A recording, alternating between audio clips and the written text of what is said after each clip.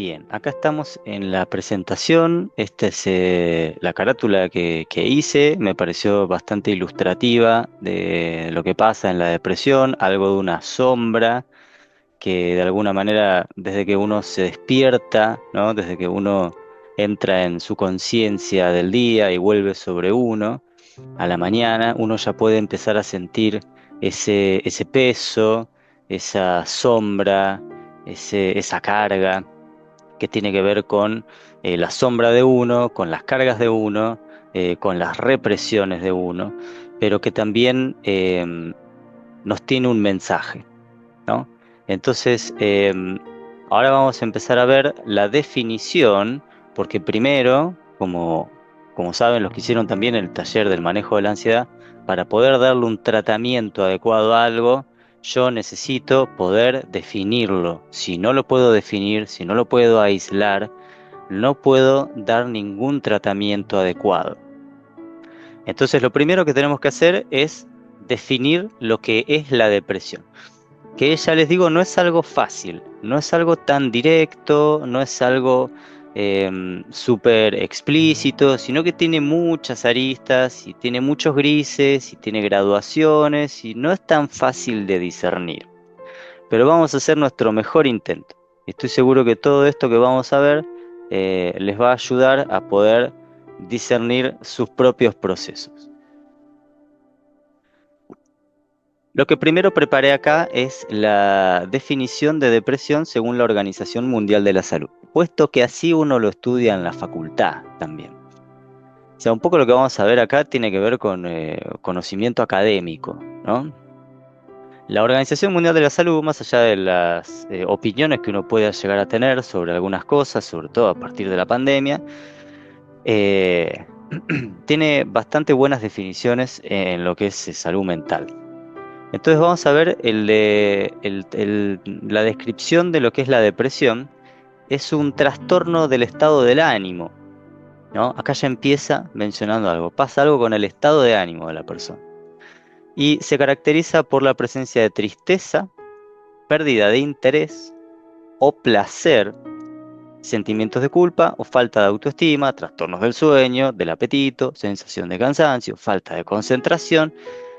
O sea, acá ya vemos un montón de manifestaciones que pueden estar juntas, que pueden estar separadas. O sea, acá ya se ve algo de lo difuso de- del concepto, ¿no? Hay una dificultad de aislar el concepto de la depresión. La Organización Mundial de la Salud lo que hace es, dice, bueno, todas estas cosas suelen estar en un cuadro depresivo, entonces las tenemos que poner acá en la definición oficial. Em, Todo esto dice que es generado por una percepción negativa, tanto de uno mismo como del mundo y del futuro. Eso es súper importante. Más allá de que antes mencionó un montón de síntomas aislados, que ahora los vamos a organizar mejor, acá abajo está tirando una posta, ¿no? Que hay una percepción negativa de mí, del mundo que me rodea y del futuro. Eh, Eso guárdenselo en algún lugar ahí de su cabeza porque en un ratito lo vamos a retomar. Está muy bien la definición de la Organización Mundial de la Salud, pero vamos a completarla con la definición que intenta dar el psicoanálisis eh, para completarlo un poco. La verdad es que el psicoanálisis no suele tener una definición armada y estructurada a priori de lo que son los trastornos psíquicos, sino que cada cosa tiene su particularidad y se entrelaza con la historia personal y bueno, pero acá yo aislé varias definiciones posibles dentro de autores y la corriente psicoanalítica. Y lo que saqué fue que para el psicoanálisis la depresión hunde sus raíces en complejos inconscientes irresueltos, como todo lo que aborda el psicoanálisis tiene que ver con algo que pasó en la infancia y en el pasado. Puede ser un duelo, experiencias de abandono, algún trauma y consecuencias en el equilibrio de la maquinaria deseante. Esto es muy importante, algo dijo ya la Organización Mundial de la Salud en ese último parrafito de la proyección negativa del futuro, ¿no? Ahí ya me estaba hablando del deseo la Organización Mundial de la Salud, porque En el futuro están esas cosas, ¿no? Lo que yo proyecto en el futuro. Y lo que yo proyecto en el futuro son mis deseos, o sea, las cosas que quiero hacer. Entonces acá el psicoanálisis ya empieza a aislar esto del desequilibrio en la maquinaria deseante, que es algo que sucede muchísimo en la depresión, puesto que uno de los síntomas principales de la depresión es la falta de deseo, ¿no? O la imposibilidad o la dificultad para conectar con la energía del deseo. Es decir, no quiero nada, no me interesa nada. ¿Para qué? Surgen un poco esas preguntas. Yo las he escuchado muchísimo en la clínica. ¿Para qué voy a hacer esto? ¿Para qué me voy a levantar? No tiene sentido, ¿no? Pareciera como que el deseo se va disolviendo, ¿no? Entonces ahí vamos a ver dentro de un rato que nos vamos a meter muchísimo en el tema del deseo para comprenderlo a fondo porque nos va a disipar un montón el panorama general. Pero bueno, ahora tenemos que aislar un poco este tema de cuándo estamos hablando de una depresión clínica, porque como les dije antes, hay graduaciones, hay grises, no todo es tengo depresión o no tengo depresión, y en esto el diagnóstico es bastante difuso. Entonces vamos a aislar algunas cosas, y estas preguntas me las hicieron también por las redes sociales. ¿Cuándo estamos hablando de una depresión propiamente dicha, Manu? Bueno, acá podemos ver 4 puntos importantes. El primero, el sentimiento de tristeza permanece o tenemos la sensación de que se instala en nuestra vida. Es decir, yo no estoy triste por un acontecimiento aislado y luego retomo mi vida y esa tristeza se me va. No se me va. Entonces acá ya empieza una molestia y un gran peso, una sensación de oscuridad que me acompaña a todos lados, ¿no? Como si fuera esa nubecita negra que uno tiene en la cabeza. Así que esto del sentimiento de tristeza permanece, se instala en la vida. Esto es una de las pautas. O sea, yo no tengo muchos momentos en los que no estoy triste, cuando estoy deprimido. El punto número 2 es que los síntomas afectan directamente nuestras relaciones, el trabajo, el apetito, el sueño y la vida cotidiana. O sea, todo esto que me pasa de la tristeza y de esta sensación de oscuridad que se instala en nuestra vida, sí me empieza a repercutir por ejemplo, mi pareja, empieza a romper vínculos o me empiezo a aislar de mis amigos, o empiezo a comer más, o empiezo a comer menos, o empiezo a trabajar menos concentrado, empiezo a dormir mal, todo empieza un desbarajuste a nivel general. O sea, es necesario que haya un desbarajuste a nivel general para que yo pueda decir, che, esta persona sí está transitando un cuadro de depresión, ¿no? O un trastorno depresivo mayor, como se le llama.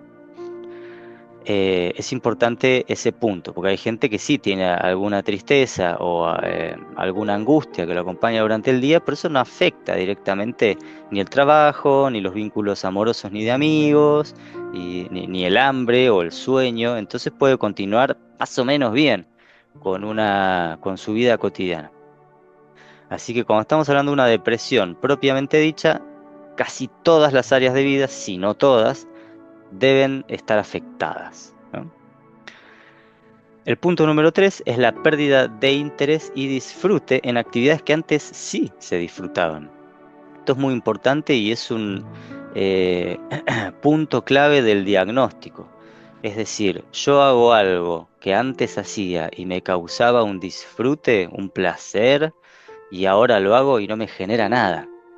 Entonces ahí puedo ver que está pasándome algo y que no tiene que ver con la cosa que yo hacía. Por ejemplo, yo iba a jugar al fútbol con mis amigos y antes me mataba de risa y la pasaba muy bien y lo disfrutaba mucho y ahora voy y la paso mal, ¿no? No, ni siquiera quiero ir. Algo me está pasando a mí y no en la actividad propiamente dicha. Muy importante el punto 3. Puede ser un punto súper focal para poder aislar esto y decir, che, sí, me está pasando, ya no tengo disfrute en algo que sí disfrutaba. Entonces ahí algo del deseo se cayó, ¿no? El punto número 4 es la falta de confianza o baja autoestima que impide desarrollar la vida normalmente y que se perpetúa en el tiempo y que se acompaña con ansiedad social o con agorafobia, que tiene que ver con eso, ¿no? La agorafobia es un tipo de fobia dirigida hacia el mundo social, dificultades para salir a la calle, para estar en lugares donde hay gente.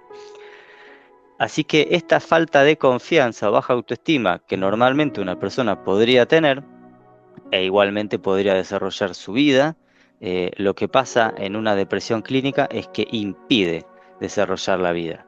Entonces yo no siento confianza para hacer nada, no siento autoestima y amor propio para enfrentar las situaciones y esto se empieza a instalar en mi vida, o sea, se perpetúa en el tiempo y me empieza a despertar también muchos síntomas de ansiedad, que ahora vamos a ver la diferencia porque es importante poder aislar la diferencia entre ansiedad y depresión. Sabemos que están íntimamente relacionadas y una puede provocar a la otra, eh, así que por eso tenemos que hacer una especie de cuadro separativo acá. Por un lado tenemos a la ansiedad, que sus manifestaciones principales son la preocupación, el miedo, el nerviosismo y hasta puede causar ataques de pánico. Después tenemos otra manifestación a nivel físico que tiene que ver con las palpitaciones, la sudoración. Algunas personas tienen temblores, otras personas se marean, otras personas tienen dolores en el pecho o en otros lugares del cuerpo, como la panza, por ejemplo. Y la ansiedad se caracteriza también por un constante alerta, o sea, una sensación de que estoy en peligro inminente, entonces todas las manifestaciones físicas obviamente se derivan de esa sensación de que estoy en peligro. Y la ansiedad me lleva a evitar situaciones que me generan miedo, ¿no? Esta es como la parte activa de nuestra manifestación clínica. Ahora vamos a ver que a veces, cuando yo tengo un cuadro de ansiedad, lo que en realidad estoy cursando es una depresión, porque la depresión viene acompañado con todos estos síntomas de ansiedad o con algunos. Entonces tenemos que estar alertas a poder ver si mi ansiedad tiene que ver con algo puntual o si hay algo de base que la está generando. Porque lo que se suele ver es que las personas que tienen depresión, por todas las condiciones de la depresión, la ansiedad surge para equilibrar un poco la balanza. Y viceversa también, las personas que sufren de base ansiedad y que tienen repetidos ataques de pánico o crisis de nervios, que viven con miedo, que viven con síntomas físicos, eso los puede llevar a la depresión porque uno no quiere vivir así. Entonces, acá tenemos que hablar de una bidireccionalidad entre ansiedad y depresión. No son dos cosas aisladas, si bien una pareciera la parte más de fuego, más activa, que es la de la ansiedad, que tiene muchísimas manifestaciones explícitas y visibles, y la parte más oscura, más interior, que es la de la depresión, que tiene que ver con esta sensación de tristeza, vacío, desesperanza y que muchas veces se ve la autoexigencia. Ahí, un concepto importantísimo que vamos a trabajar dentro de un rato. Después en la depresión puede haber una manifestación de insomnio o de hipersomnia, que es dormir demasiado. Insomnio es dormir poco o nada y la hipersomnia es no parar de dormir. Quizás como método para evitar el contacto con el mundo, ¿no? Luego la depresión está caracterizada por la falta de energía, la falta de líbido, que es esto, el desinterés, el deseo, ¿no? La falta de libido tiene que ver también con la energía sexual, falta la energía, no tengo interés sexual en tener relaciones, en la seducción, etcétera. Y dificultad para concentrarse y para tomar decisiones. O sea que podemos ver una diferencia bastante grande entre las manifestaciones de la depresión y las de la ansiedad. Pero una me puede llevar a la otra. De hecho, las personas que tienen depresión tienen ansiedad también. Y al revés, las personas que tienen un cuadro de ansiedad de base, ese cuadro de ansiedad de base que les impide desarrollar las actividades cotidianas y sus vínculos de manera normal, tienen más predisposición a entrar en una depresión, porque no pueden solucionar sus temas de miedos, no pueden vivir tranquilos. Entonces uno se empieza a deprimir. Así que no hay que subestimar a la ansiedad cuando trabajamos la depresión.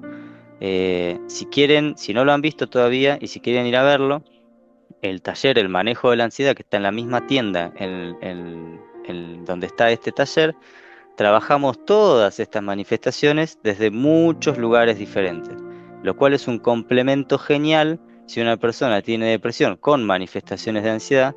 Poder ver ese otro taller, el manejo de la ansiedad, les va a aportar muchísimo, desde herramientas físicas, desde ejercicios de respiración, desde un conocimiento profundo acerca de lo que es la ansiedad y desde también suplementos naturales. Así que les recomiendo que si no lo vieron, vayan y lo vean.